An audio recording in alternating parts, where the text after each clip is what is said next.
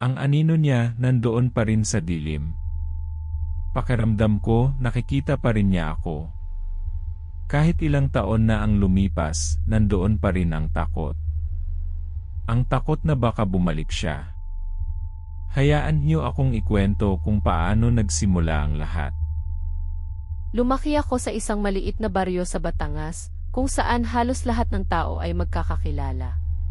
Ang pangalan ko ay Isabel at 19 na taong gulang ako noon.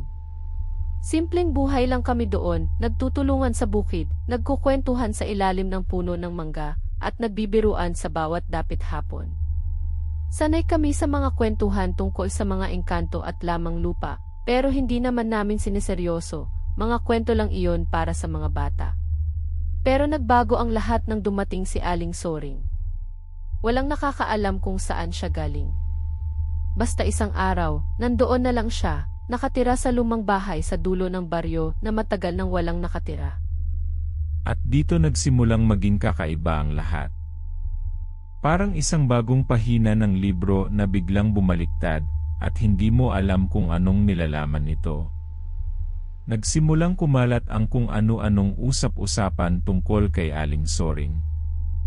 At habang lumalaki ang usap-usapan, lalo ring lumalaki ang takot. Mag-comment ng kung naniniwala kayo sa mga ganitong kwento dahil lalala pa ito. Isang araw, nag-iigib ako ng tubig sa poso nang makita ko si Aling Soring na papalapit.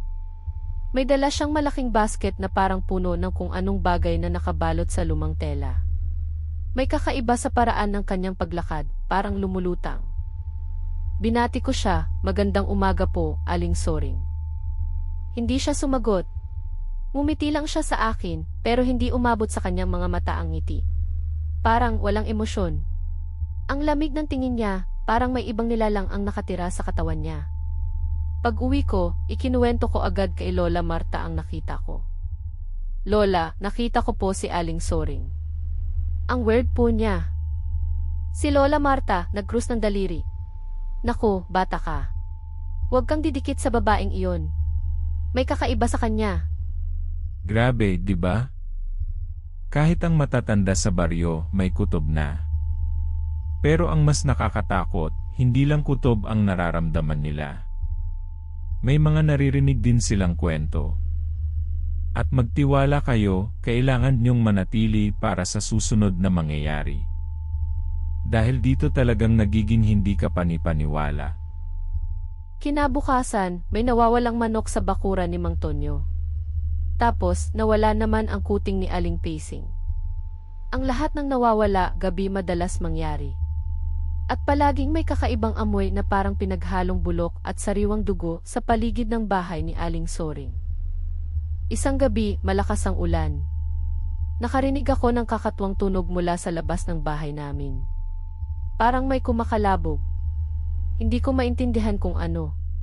Sumilip ako sa bintana, pero puro dilim lang ang nakita ko. Biglang may narinig akong kaluskos sa bubong. Kinutuban ako. Bumalik ako sa kama, pero hindi na ako makatulog. Nanginginig ako sa takot. Hindi ko maintindihan ang nararamdaman ko.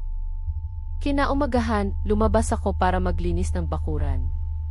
Doon ko nakita. Sa aming bakuran, malapit sa puno ng saging, may nakakalat na tuyong dahon. Nang lapitan ko, nakita ko ang marka ng isang malaking paa. Parang paa ng ibon pero higit na malaki. Ang pinaka nakakatakot, may bakas ng dugo. Hindi ko alam kung saan nanggaling. Nanginginig ako nang lumapit kay Lola Marta. "Lola, tingnan niyo po ito." Sigaw ko habang pinapakita ang bakas at ang dugo. Si Lola Marta, nanginginig.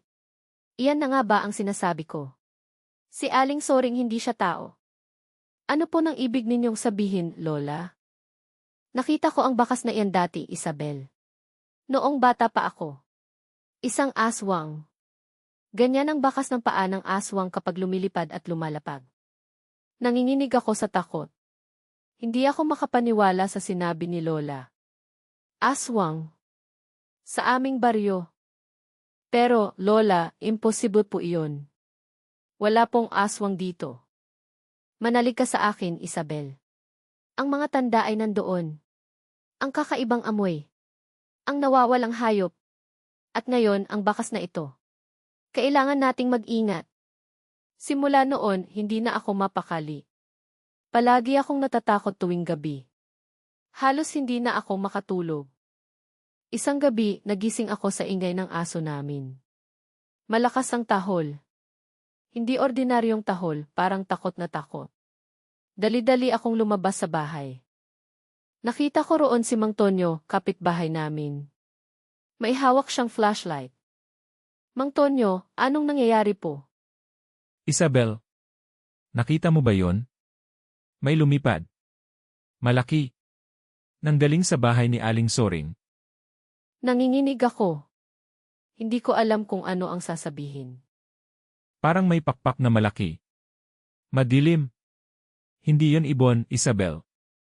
Sa sumunod na mga araw, nag-iingat na kami. Tuwing gabi, lahat ng pinto at bintana ay nakasara. Nagkakabit na rin kami ng bawang at dasal sa mga pinto. Isang gabi, may sakit ang kapatid kong si Ben, nilalagnat siya at hindi bumababa ang lagnat. Kailangan naming pumunta sa ospital sa bayan, pero malakas ang ulan. Lola, kailangan nating dalhin si Ben sa ospital. Nilalagnat siya ng malala. Pero Isabel, ang dilim. Baka may mangyari sa atin sa daan. Hindi po natin pwedeng hintayin, Lola. Lalong magkakasakit si Ben. Kaya kahit natatakot, lumabas kami. Habang bumabagtas kami sa makipot na daan, biglang may narinig kaming kaluskos sa mga damo. Napatingin kaming lahat. Bigla, may lumabas na anino mula sa dilim. Isang matangkad na babae. Si Aling Soring.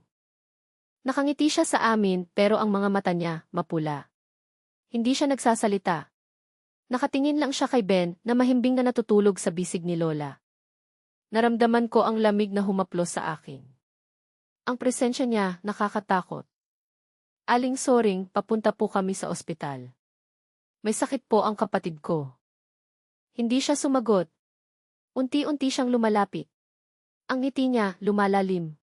Nakita ko ang kanyang mga labi na parang pinutol. Ang mga ngipin niya, matutulis. Lola, takbo. Sigaw ko.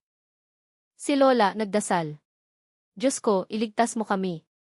Nagtatakbo kami sa kabila ng ulan at dilim. Nagtago kami sa bahay ni Mang Tonyo. Sa wakas, nakahinga ako ng maluwag. Kinabukasan, lumubog ang araw. Wala na si Aling Soring sa kanyang bahay. Walang bakas. Tila ba bigla lang siyang nawala. Simula noon, hindi na siya nakita sa baryo namin.